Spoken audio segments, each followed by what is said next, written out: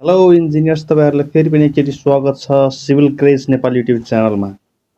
आज म तपाईँहरू समक्ष एउटा निकै महत्त्वपूर्ण टपिक लिएर आएको छु, जसमा मैले आज लोड बियरिङ वाल र नन लोड बियरिङ वालको विषयमा चर्चा गर्छु।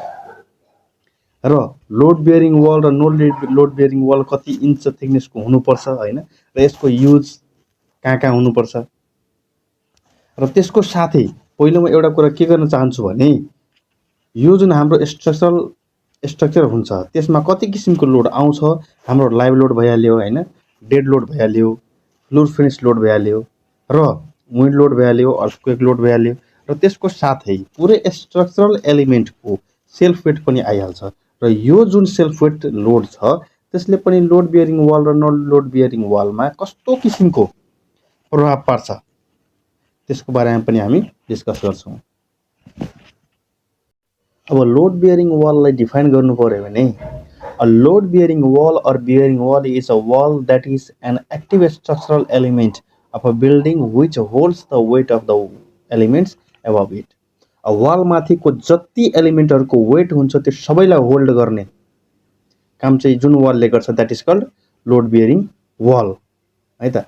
अब नन लोड बियरिङ वालको केसमा यसलाई डिफाइन गर्नु पर्यो भने हामीले कसरी गर्न सक्छौँ भने non load bearing wall or non bearing wall is a type of wall used in building construction that is not a load bearing wall.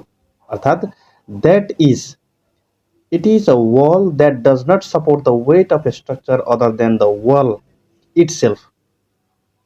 Wall that fall into its category include most interior walls in fill walls. अर्थात त्यस्तो structure जसले आफ्नो self weight बाहेक अरू कुनै पनि load bear गर्दैन, that is called non load bearing wall. र अघि सुरुमै मैले भनेको थिएँ हामी यसको थिकनेसको बारेमा पनि चर्चा गर्छौँ होइन।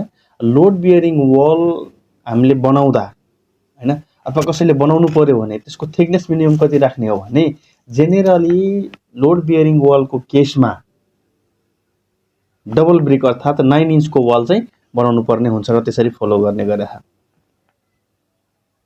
Similarly non load bearing wall यो भनेको त अब डेकोरेसन वाल पनि भइहाल्यो होइन, एउटा पार्टिसन वाल भइहाल्यो होइन। अब यसलाई चाहिँ अब आवश्यकता अनुसारले युज गर्न सकिन्छ त्यहाँ साइडको कन्डिसन हिसाबले। हस् त, थ्याङ्क यू साथीहरू। अब यस्तै यस्तै थप जानकारीहरू चाहियो भने हामीलाई प्लिज फलो गरिदिनु होला। हस्, थ्याङ्क यू।